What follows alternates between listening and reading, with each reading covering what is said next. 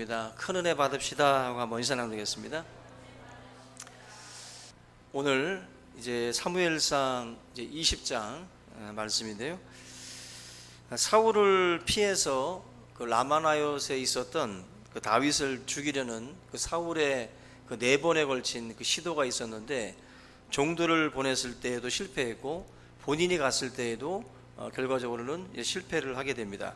하나님의 초자연적인 개입으로 이 사울이 예언을 하면서 옷을 다 벗어서 이제 벌거숭이가 된 채로 예언을 하는 그런 그 장면이 나옵니다.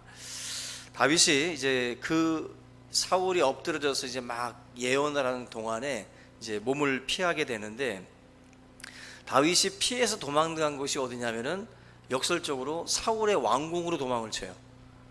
다윗이 도망을 가면 어디 멀리 가야 되는데 사울의 왕궁으로 가게 되는데요. 1절 말씀 보시면 왜 그가 사울의 왕궁으로 갔는지 이제 나옵니다. 바로 진실한 친구, 믿을 만한 친구였던 요나단이 그 사울의 왕궁에 있었기 때문에 그 안으로 다윗이 들어가게 됩니다. 그 런던 타임즈에서 그 친구에 대한 그 정의를 현상 공모를 했어요. 친구에 대해서 가장 잘 정의한 그 글 1등에 대해서 현상금, 큰 상금을 이제 걸게 되는데, 거기서 이제 1등으로 이제 그 상금을 탔던 사람의 그 정의를 보면은 이렇게 친구에 대해서 정의를 합니다. 친구란 온 세상과 모든 사람이 다 나를 버릴 때 그때 나를 찾아와 주는 사람이다. 친구는 힘들고 어려울 때 찾아와 주는 사람이 정말 진정한 친구다라는 건데요. 결국 이것은 우리가 뭐 1등에 당첨될 정도로 그렇게 어려운 문구는 아닌데, 영국의 런던 거기서는 이제 이 문구가 1등으로 이제 당첨이 됐어요. 그만큼 친구는 어찌 보면은 가장 어려울 때, 그때 사실은 옥석이 가려집니다. 굉장히 많은 것 같은데도 친구가 굉장히 많다라고 여겼는데, 이런 어떤 그 시련이 닥쳤을 때 보면은 친구가 아니라 서로 그냥 심심풀이 땅콩처럼 같이 있었던 사이지, 정말 어려울 때 함께하는 친구들은 결코 많지 않다라는 거죠. 요나단 같은 경우에는 다윗에게 생명을 걸었던 사람이에요. 다윗의 어떤 그런 앞날을 위해서 자기의 생명까지 바쳤던 사람이 바로 요나단인데, 우리가 지금까지 살펴본 것처럼 이 둘은 절대로 친구가 될 수 없어요. 필연적으로는 친구가 될 수 없는 조건의 사람들입니다. 바로 왕의 계승자였고 또 왕의 기름 부음을 받은 자. 하늘에 태양이 2개일 수 없는 것처럼 왕이 둘일 수는 없어요. 그렇다면 결국 한 사람은 제거가 돼야 됩니다. 그런 점에서 다윗과 요나단은 절대로 친구가 될 수 없어요. 근데 이 둘이 우정하면 대표적인 사람들로 거론될 정도로 다윗과 요나단이라고 하는 이름이 친구 관계에 있어서는 대표적인 주자들입니다. 그래서 뭐 복음성가 가수들 중에도 이제 다윗과 요나단이라는 팀이 있잖아요. 그만큼 나이, 신분, 또 그러한 어떤 상황, 정황들이 절대로 친구가 될 수 없는 사이다. 근데 이들이 생명을 걸고 서로 우정을 나누었다. 이유가 있어요. 바로 믿음입니다. 신앙의 고백을 보고 요나단이 다윗에게 반했어요. 요나단이 가만히 지켜보니까 골리앗이라고 하는 사람을 상대할 때 다윗이 했던 그 신앙의 고백을 보니까 너무 멋진 거예요. 그 믿음이 너무 감동이 되는 거예요. 그래서 그 믿음에 반해서 요나단과 다윗의 나이가 상당히 차이가 나는데도 불구하고 둘이 정말 생사고락을 같이 하는 그 우정으로 이제 나아간 겁니다. 오늘 그 처녀 총각들이 그 결혼할 때도 뭔가 이렇게 외모가 좀 떨어지는 사람들은 자기 외모에 대해서 굉장히 괴로워하고 그것 때문에 내가 마치 결혼을 못하는 것처럼 생각을 할 수도 있어요. 그런데 사람이 감동을 받고 사람이 뭔가 이렇게 내가 저 사람과 뭔가 함께 하겠다라는 마음을 가져다 주는 것은 외모라기보다도 그 사람이 가지고 있는, 일반적으로 보면은 비전이라든지 이러한 것들이 사람의 마음을 움직일 수 있어요. 그런데 또 한 가지가 바로 이 믿음입니다. 신앙적인 이런 그 고백을 보는 순간 사람이 눈이 확 씌이는 거죠. 너무 멋진 믿음의 고백에 반해버리는 거죠. 신앙적인 어떤 열정과 그 고백 앞에 감동이 되는 건데, 바로 이 다윗과 요나단의 우정은 여러분들이 뭘 봐도 우정에 싹틀 거리가 없어요. 근데 이 둘이 우정을 나누게 됐던 계기가 바로 골리앗을 상대하던 다윗의 믿음의 고백이에요.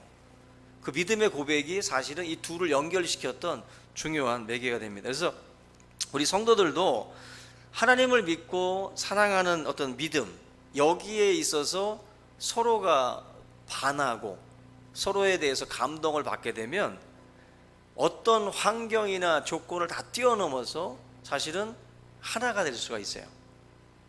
참 놀라운 겁니다. 우리가 성도들이 교회 공동체 안에 들어왔을 때도 뭐 환경이나 어떤 조건이나 나이나 뭐 배움이나 뭐 이런 것들이 다 다를 수 있어요. 많은 차이가 있는데 그럼에도 불구하고 같은 믿음을 소유하고 있기 때문에 뭔가 이렇게 좀 마음이 확 열릴 때가 있죠. 여러분들 군대 갔을 때라든지 아니면은 뭐 직장에 갔을 때 갑자기 그 사람이 너 교회 다니냐? 나도 교회 다니는데, 이럴 때 뭔가 탁 열리지 않아요? 군대 갔을 때도 믿는 사람을 만나는 게 얼마나 반가운지 몰라요. 그리고 직장, 만약에 여러분들이 정말 아무것도 모르는 직장에 딱 갔는데 믿음이라고 하는 어떤 그 공감대가 같이 뭔가 이렇게 공유될 때 오는 어떤 그 기쁨이라는 게 있어요. 그리고 그 사람에 대해서 뭔가 좀 다르게 또 이게 보여지는 부분들이 있습니다. 그런 거죠. 그러니까 다른 거 다 떠나서 믿음이라고 하는 것으로 우리가 하나가 돼요. 그리고 흑인을 만났을 때, 우리가 지난번에 아프리카 우리 소녀들이 와가지고 찬양할 때도 그 아이들이 예수님을 사랑하고 예수님을 믿는다라는 그거 하나가 뭔가 우리 세아가 그 아이들 냄새 좀 났잖아요.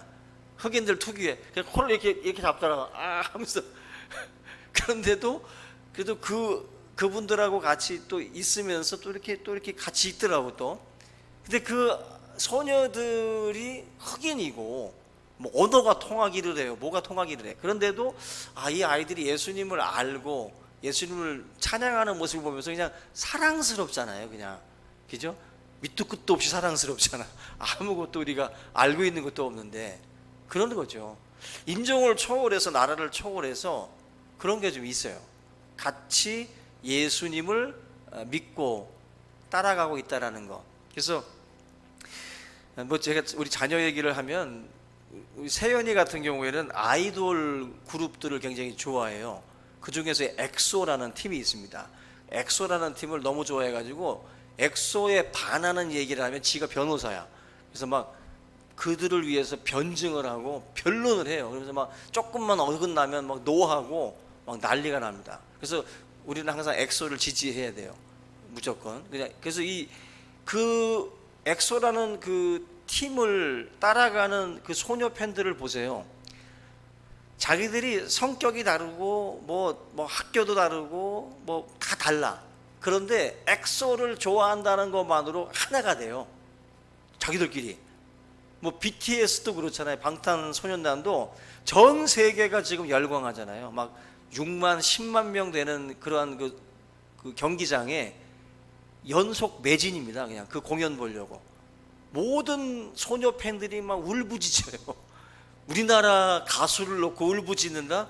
우리 청소년 때 상상도 못했던 일이에요. 우리가 마이클 잭슨 보고 울부짖지 우리 가수들을 보고 과연 그럴까 싶었는데 지금 막 유럽 아이들이 우리 아이들, 남자 아이들을 보면서 막 울부짖습니다. 이상한 일들이죠.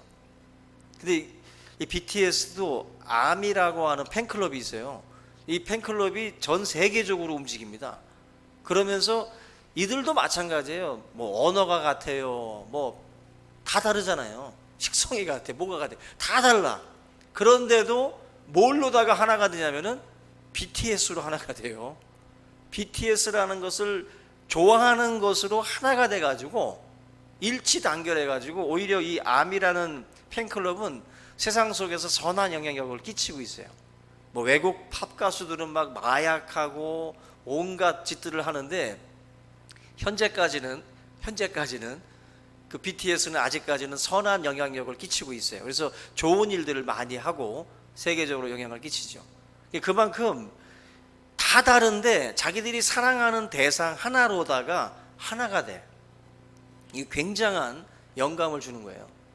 우리가 다 다르잖아요. 근데 이들 팬클럽만도 못할 때가 많아요. 교회가. 얘네들은 차를 타고 엑소가 움직이거나 BTS가 움직이면 차를 붙들고 울어요. 너무 좋아해가지고. 그 사랑 때문에 얘네들은 하나가 돼요. 그래서 막 서로 막 하나가 돼서 움직입니다. 근데 우리 크리스찬들은 하나의 구심점이 있어요. 예수님이라고 하는 구심점이 있는데 이게 하나가 돼서 움직이지 못할 때가 많습니다. 왜 그럴까요? 사랑이 달라서 그래요. 이 BTS나 엑소를 사랑하는 그 팬들의 어떤 열정만도 못한 거예요. 예수를 구심점으로 움직인다라고 하지만 그 구심점이 그들에게 있어서 구심점이 아니야. 사랑의 농도가 틀린 거예요. 누군가는 예수님에 대해서 열정적으로 사랑을 하고 있지만 그만큼의 사랑으로 그 누군가는 따라가지 못하고 있다 보니까 하나된 모습으로 걸어가지 못합니다.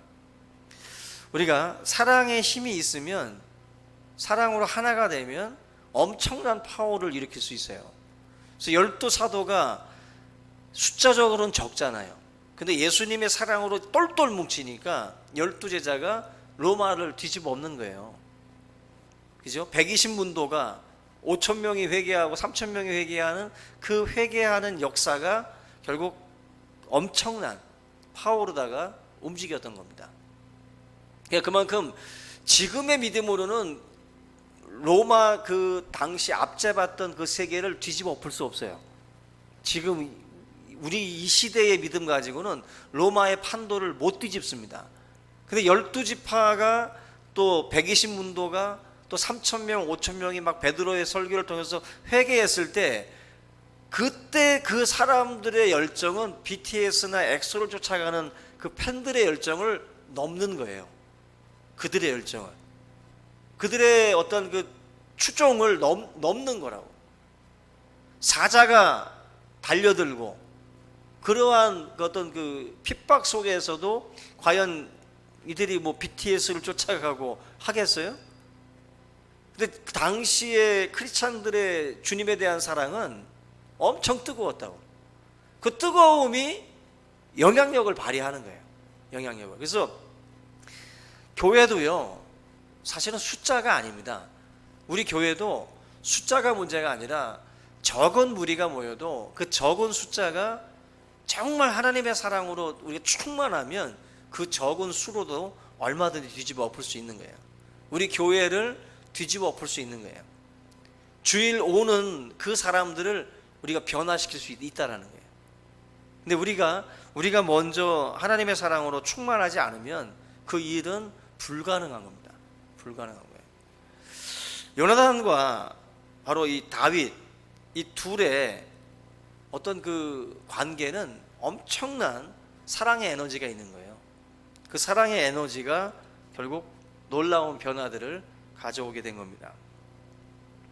저 여러분들도 우리가 어떤 나에게도 다윗 같은, 요나단 같은 친구가 있었으면 좋겠다라는 말을 하기 전에 내가 그런 사랑으로 먼저 다가가야 돼요. 다가가야 돼요. 그래서 우리가 예수님이 친구를 위해서 자기 목숨을 버리면 이보다 더 큰 사랑이 없나니 너희는 내가 명하는 대로 행하면 곧 나의 친구라. 그러니까 예수님이 뭐라고 말씀했냐면은 여러분들이 친구를 위해서 목숨을 버릴 정도로 요나단처럼 그렇게 사랑을 하면 내가 바로 그들의 친구가 된다. 예수님께서 지금 우리에게 말씀을 하시는 거예요. 그러니까 그만큼 저나 여러분들이 신앙 공동체인 이 교회 안에서 요나단과 같은 사랑으로 누군가를 위해서 희생할 줄 알고 우리가 그런 사랑으로 다가갈 수만 있다면 예수님은 우리를 진정한 친구로 여기신다라는 겁니다. 그만큼 먼저 우리에게도 요구받는 어떤 그 행동이 있어요. 예수님이 그 명령하고 있는 거예요. 우리 옆에 있는 형제와 지체들을 위해서도 우리의 삶을 기꺼이 요나단처럼 드릴 수 있는 마음들이 돼야 된다는 거죠. 굉장히 높은 단계의 어떤 그 모습을 우리에게 요구받고 있습니다. 우리가 지금 이 다윗과 요나단의 이 이야기를 보면서 사실 지금 이 대화도 보시면 다윗과 요나단이 지금 얘기를 나누는데, 다윗은 왜 왕궁으로 왔냐면 뭔가 아직 이 사울에 대한 뭔가 이렇게 지금 이 사울의 마음 상태를 정확하게 아직 모르는 거예요. 왜냐하면은 자기를 잡으러 왔을 때 성령의 감동이 돼가지고 옷 벗고 막 예언을 했거든. 그래서 지금 혹시나 자기를 죽이려고 왔었지만 성령의 감동이 돼서 막 예언을 하고 한바탕 소동이 벌어졌기 때문에 혹시라도 사울의 심경의 변화가 있을까 싶어가지고 지금 요나단에게 지금 묻는 거예요. 너가 한번 이 상황을 좀 잘 지켜봐 달라는 거죠. 아버지 이 사울의 심경의 변화가 있는지를 살펴서 나에게 알려달라는 그러한 이야기를 하고 있는 겁니다. 요나단은 사실 아버지에 대한 믿음이 있어요. 아버지께서 나에게 요전에 맹세하지 않았냐는 거죠. 다시는 이제 다윗을 죽이지 않겠다고 사울이 그 아들 요나단 앞에서 고백을 했거든.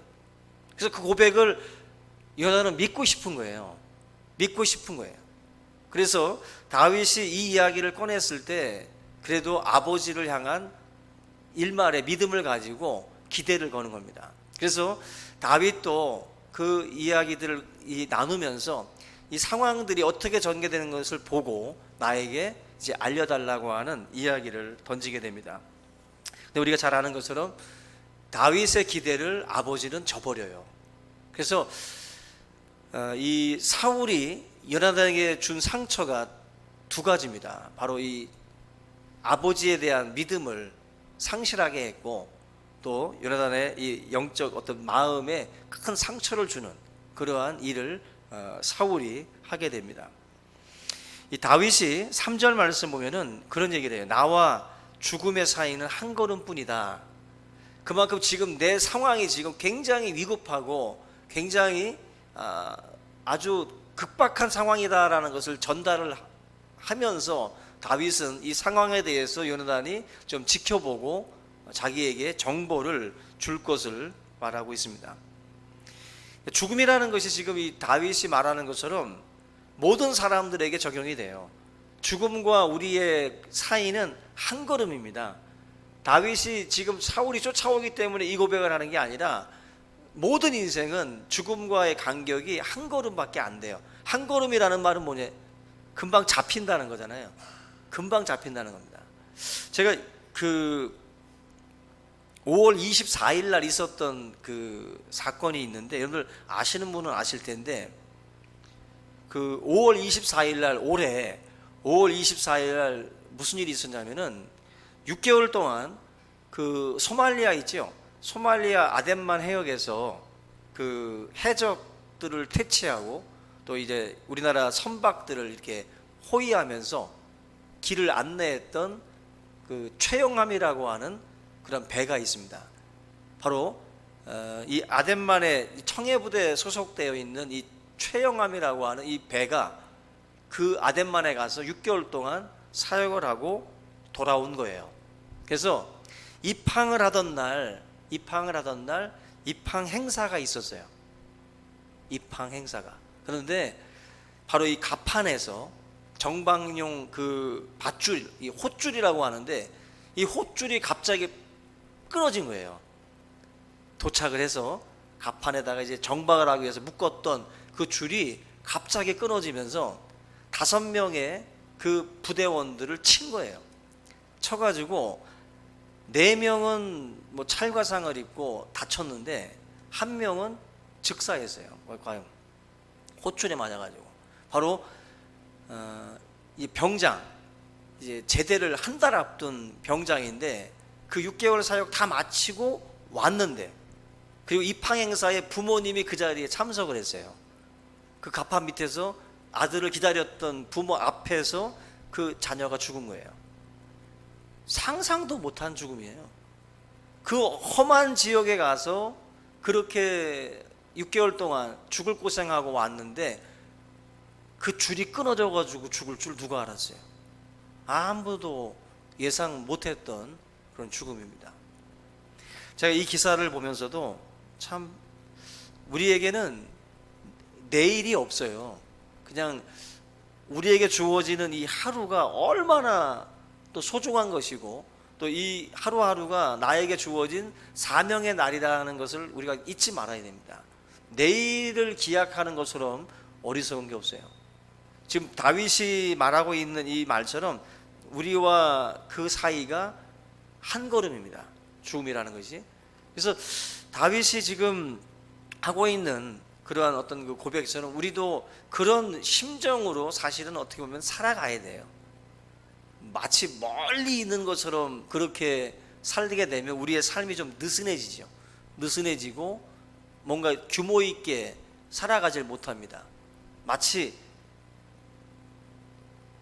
우리의 날수가 굉장히 많이 남아있는 것처럼 계산을 한다는 거죠. 계산을. 그런 계산 자체가 틀린 겁니다.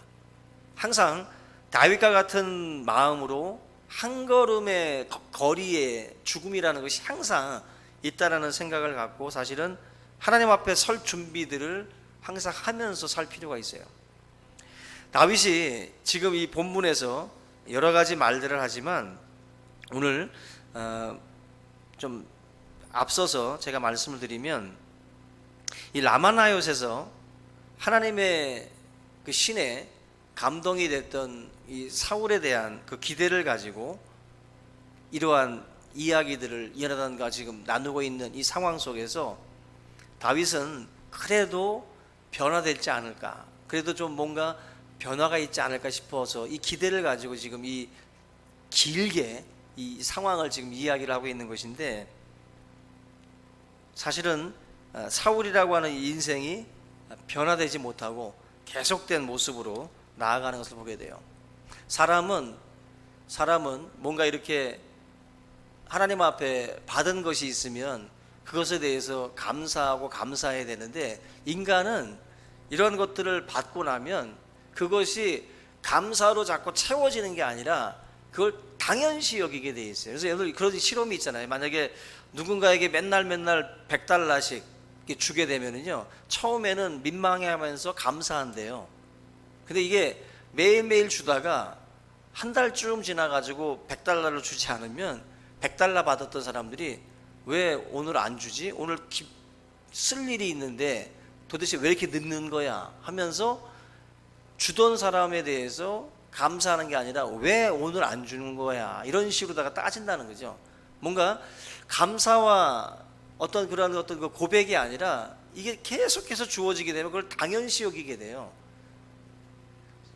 우리나라 복지도 비슷합니다. 복지도 옛날에는 없던 것들이 지금 많이 주어지고 있지만 감사하는 사람들 별로 없어요. 그냥 당연히 여깁니다. 그 받는 것에 대해서 당연히 여길 뿐이지 그걸 막 지극히 감사하면서 날마다 받는 사람들은 없습니다. 그만큼 무뎌집니다. 그 남미에서 있었던 일인데, 그 한 마을에서 어떤 집을 향해서 막 돌을 막 던지는 영상이었어요.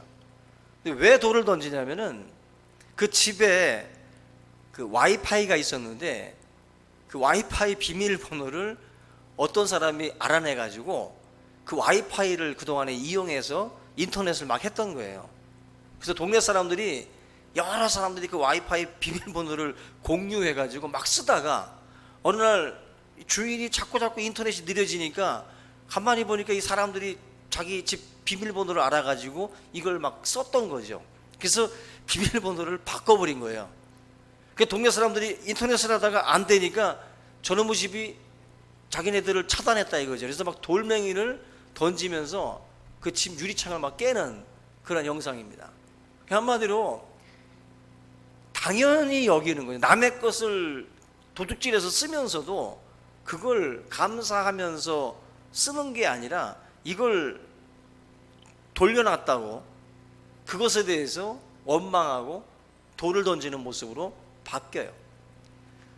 사람이요, 하나님의 은혜를 경험하면서 이게 좋은 방향으로 나가는 사람이 있고, 이게 감사함과 이러한 것들이 무뎌져 가지고 그것을 그냥 당연히 여기고 오히려 불평과 원망의 이유들을 오히려 하루하루 찾아가면서 살아가는 경우들이 많습니다.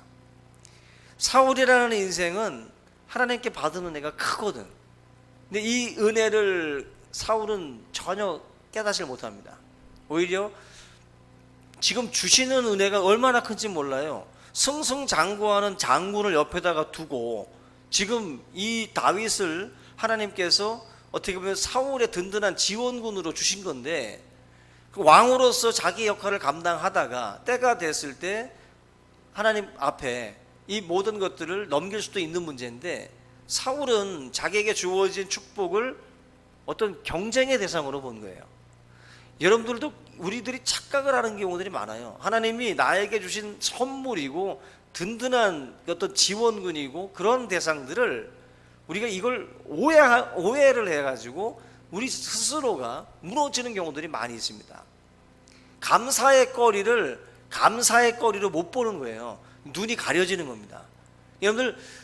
여러분들의 눈에도 지금 감사의 거리가 아니라 엉뚱한 대상으로 우리가 왜곡해서 볼 수가 있어요. 눈이 잘못돼서. 그게 지금 사울을 무너뜨린 이유거든요. 우리 여러분들의 삶이 무너질 때에도 그러한 왜곡된 시선으로 말미암아 무너지는 경우들이 많습니다. 반드시 사울과 같은 길을 걷지 말고 하나님께서 주시는 그 은혜와 축복들을 우리가 감사하면서 그 모든 것들에 대해서 누릴 수 있는 우리 모두가 될 수 있기를 주님의 이름으로 축원합니다. 오늘 이 20장 마지막 그 말미에 보면은 요나단이라는 사람이 이제 그 다윗이라고 하는 그 지금은 왕이 되지 않은 그 사람에게 자기의 미래를 이제 의탁을 해요. 있을 수 없는 일인데 그렇게 의탁을 합니다. 너가 이제 어떻게 보면은 왕이 된다는 거죠. 왕이 됐을 때 우리의 이 모든 그 가족들을, 이 친족들을 한마디로 기억해 달라는 거죠. 은혜를 베풀어 달라고 하는 그 부탁을 합니다. 그만큼 하나님의 뜻이 다윗에게 있다라는 것을 요나단은 정확하게 짚은 거예요. 그래서 엉뚱하게 힘쏟지 않고 분명하게 그 부분에 대해서 하나님 앞에 의탁을 하고 이 요나단에게 이 다윗에게 자기의 모든 이 부분과 언약을 맺는 것을 볼 수가 있어요. 16절 말씀 보면은 이에 요나단이 다윗의 집과 언약하기를 여호와께서는 다윗의 대적들을 치실지어다 하니라. 이 대적 속에는 사울도 포함이 돼요. 아버지가. 그만큼 하나님의 뜻이 육의 어떠한 그 정보다도 더 앞섰던 것이 이 요나단이에요. 그래서 철저하게 하나님의 뜻에 순종하고 따라갔던 인생, 그 인생을 통해서 하나님이 하나님의 구속의 역사들을 이루어 가시는 것을 우리가 볼 수가 있습니다. 저와 여러분들이 우리가 어떤 일을 함에 있어서도 요나단과 같은 마음을 견지해 가시길 바랍니다. 아버지의 뜻이 앞서야 돼요. 하나님의 뜻이 먼저 앞설 때, 그 뜻을 우리가 발견할 때 내 삶의 행동이나 패턴 모든 것들이 정해지는 거예요. 내가 하나님의 뜻을 정확하게 찝지 못하면 엉뚱한 방향으로 가게 돼 있어요. 요나단은 정확하게 찝었기 때문에 내가 어떻게 처신하고 어떻게 살아가야 될지를 정확하게 본 거예요. 이게 바로 우리들에게 있어서도 굉장히 중요한 겁니다. 방향 설정이에요. 방향 설정. 오늘 이 말씀을 기억을 하고 저희들도 하나님의 뜻이 어디에 있는지를 항상 묻고 거기에 우리의 인생을 올인할 수 있기를 주님의 이름으로 부탁을 드립니다. 우리 오늘 이 말씀을 함께 붙들고 그냥 통성으로 우리 간절한 마음으로 기도하겠습니다. 우리 주여 한번 외치고 기도합니다. 주여! 할렐루야. 하나님 아버지 감사합니다. 아버지 하나님, 우리가 하나님의 뜻이 어디 있는지를 먼저 알게 하시고 그 뜻을 따라서 내 인생의 방향들을 설정하고 아버지 하나님, 모든 것을 우리가 거기에 맞추어 갈 수 있도록 인도하여 주시옵소서. 요나단의 인생에 아버지 하나님의 뜻이 어디에 있는지를 알게 하시고, 다윗이라고 하는 한 인생을 또한 아버지 하나님이여 지원하며 그를 위해서 생명을 바쳐 하나님의 뜻을 이루는 그 일에 아버지 자신의 삶을 드렸던 요나단처럼, 하나님, 우리가 참으로 하나님의 뜻을 구하게 하시고 내 인생이 어떠한 방향으로 걸어가야 할 것인지를 깨닫게 하셔서 항상 하나님 그 뜻을 쫓아 행할 수 있는 아버지 하나님의 백성들 다 되도록 인도하여 주시옵소서. 오늘 이 밤에 아버지 하나님, 우리가 다시 한번 새로워지기를 원합니다. 아버지 하나님, 우리의 모든 인생이 주님으로부터 받은 그 은혜와 그 축복들을 바라보며 감사하며, 아버지 하나님, 하나님이 주신 그 선물들을 또 우리가 또한 밝히 알고 깨닫고 하나님 앞에 찬송과 영광을 돌릴 수 있는 주의 백성들 다 되도록 인도하여 주시옵소서. 주님의 선물을 선물로 보지 못하고 하나님 아버지, 우리의 경쟁으로 우리가 하나님 아버지 바라보는 우리 왜곡된 우리의 눈을 또 주님께서 고쳐주시고, 주의 백성들이 하나님의 뜻을 발견하고 하나님 앞에 감사와 찬송과 영광을 돌릴 수 있도록 주여 인도하여 주시옵소서. 살아계신 아버지 하나님, 하나님의 귀한 종들이 아버지 하나님 우리의 인생의 방향을 분명하게 잡을 수 있게 하시고 하나님의 뜻을 따라서 움직일 수 있는 주의 백성들 되게 하여 주시옵소서. 혈과 육의 아버지 하나님 또한 이끌리는 자가 되지 않게 하여 주시고 아버지의 뜻을 쫓아 행하는 자가 되도록 주여 인도하여 주시옵소서. 오늘도 하나님 아버지, 우리의 모습을 보게 하옵소서. 시기와 질투 속에 사로잡힌 영혼이 되지 않게 하여 주시옵소서. 아버지 하나님, 우리의 눈이 어두워지지 않기를 원합니다. 우리의 눈이 왜곡되게 아버지의 사물들을 바라보지 않기를 원합니다. 하나님 아버지, 정확하게 하나님의 뜻을 밝히 보게 하시고 아버지 그에 따라 움직이는 주님의 귀한 백성들 되게 하여 주시옵소서. 감사합니다. 영광 받아 주시옵소서. 하나님,